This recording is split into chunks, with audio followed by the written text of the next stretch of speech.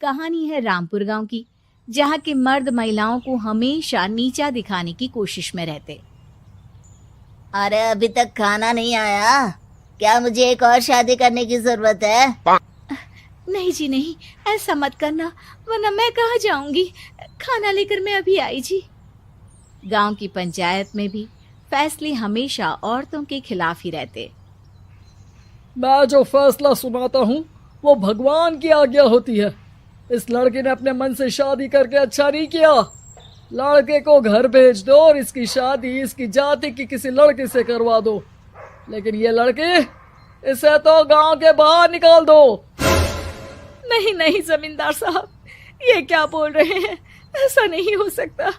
मेरी बेटी मासूम है, इसे अच्छे बुरे की समझ नहीं है। अरे कहाँ जाएगी ये बेचारी? कहाँ जाएगी? इतनी चिंता है तो पूरे परिवार का गांव निकाला कर देते हैं। बेचारे पूरे बसे बसाए परिवार को गांव छोड़ना पड़ता है। चाहे जो हो, अगर बेटियों को कंट्रोल नहीं कर सकते तो गांव में रहने का कोई मतलब नहीं है। यहाँ औरतों को दब कर रहना होगा।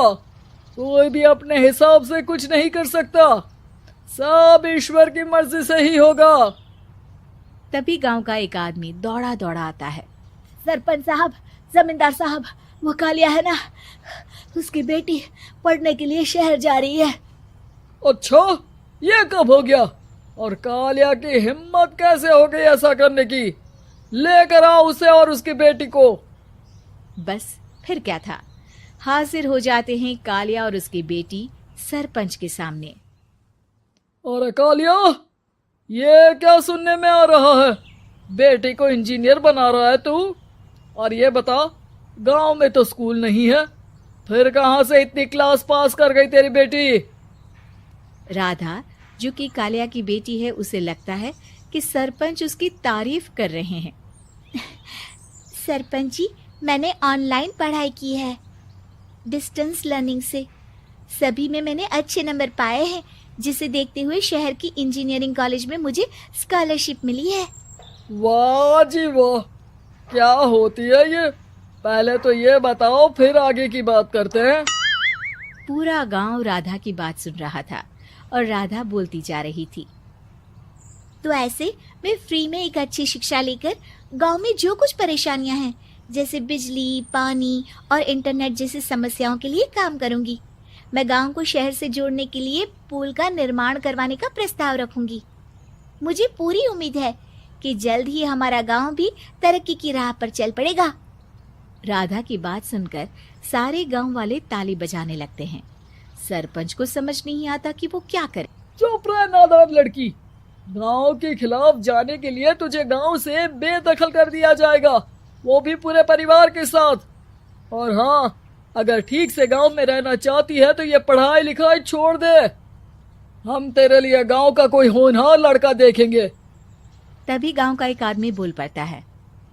अरे नहीं नहीं सरपंच जी, राधा बिटिया जो बता रही है, अगर वैसा हो जाए तो हम लोगों को पैसा कमाने के लिए बाहर नहीं जाना पड़ेगा। हाँ जी, और ना ही कोसों दूर पानी के लिए भटकना पड़ेगा। हमारे बच्चे भी अच्छी पढ़ाई कर सकेंगे और आगे बढ़ेंगे, ना कि हमारी तरह खेती करते बैठेंगे। क्यों गांव वालों, राधा बिटिया का साथ देना चाहिए ना। सरपंच देखता है कि गांव राधा के साथ है तो वो चुप हो जाता है। वो घर आकर अपने सलाहकार से बात करता है, जो बहुत ही चालाक किस्म का इंसान होता है। अरे सरपंच साहब, आपको बहुत ही होशियारी से काम लेना पड़ेगा। एक बार गांव तरक्की कर गया, यहाँ के बालक पढ़ लिए तो कोई ना पूछेगा आपको। और फिर ये जो बेटा और बेटी है ना आपके, इनको भी आम लोगों की तरह ही जीवन जीना होगा। हाँ, लेकिन करे तो क्या करे? वो ना आप मुझ पर छोड़ दीजिए, बस मैं जैसा बोलूं करते जाइए। अगले रोज सुबह जब गांव वाले सोकर उठते हैं तो राधा के घर के बाहर और साथ ही वो लोग जिन्होंने राधा का सपोर्ट किया था, उनके घर के आगे लाल रंग से कल आऊंगी लिखा होता है। कल आऊंगी, यह क्या होता है? अरे यह तो खून से लिखा है, लगता है कोई भूत प्रेत या चुड़ैल का साया है। चलो सरपंच जी के पास चलते हैं। सभी सरपंच के पास जाकर उसे सारी बात बताते हैं। अरे ये तो बड़ी मुश्किल की बात है। चलो मैं एक बाबा को जानता हूँ, उन्हें बुला लेता हूँ। सरपंच बाबा को लेकर गांव के घर के बाहर जाता है। ओहो, तो ये वो चुड़ैल है जो उन लोगों को निशाना बनाते हैं जो गांव को बदलने का सपना देखते हैं। वो गांव को ऐसे ही संपन्न देखना चाहती है, वो नहीं चाहती कि कोई बाहरी यहाँ का कायाकल्प करे। क्या तुम लोगों में से किसी ने गांव को बदलने की सोच रखी है?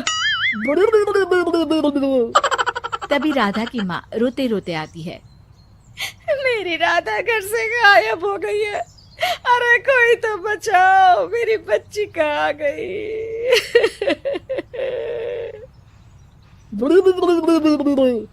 ले गई वो चुड़ैल, तेरी बच्ची को ले गई।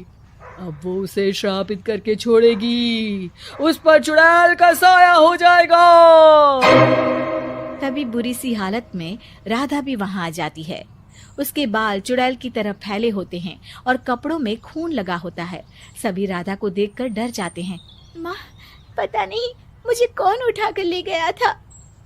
अरे दूर दूर हो जा चुड़ैल, अब हम लोग इस गांव में नहीं रुकेंगे।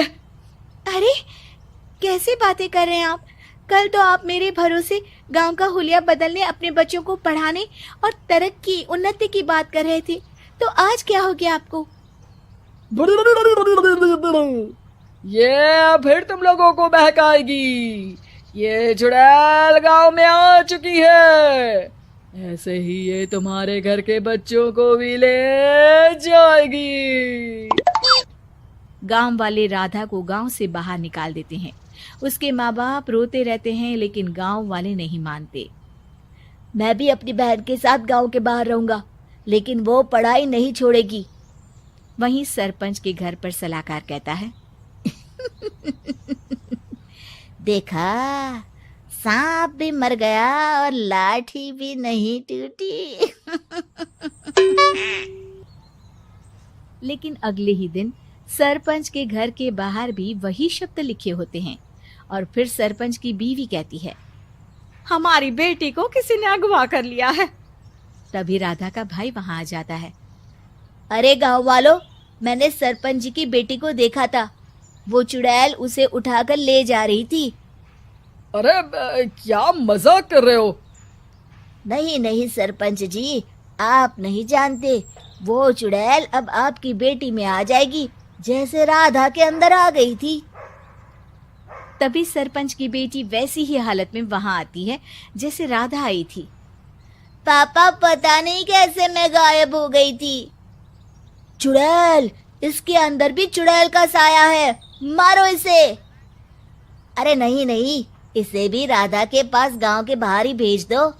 अरे चुप रहो, मेरी बेटी कहीं नहीं जाएगी और चुड़ैल बुड़ैल कुछ नहीं होता है। अरे कैसे बात कर रहे हो सरपंच जी?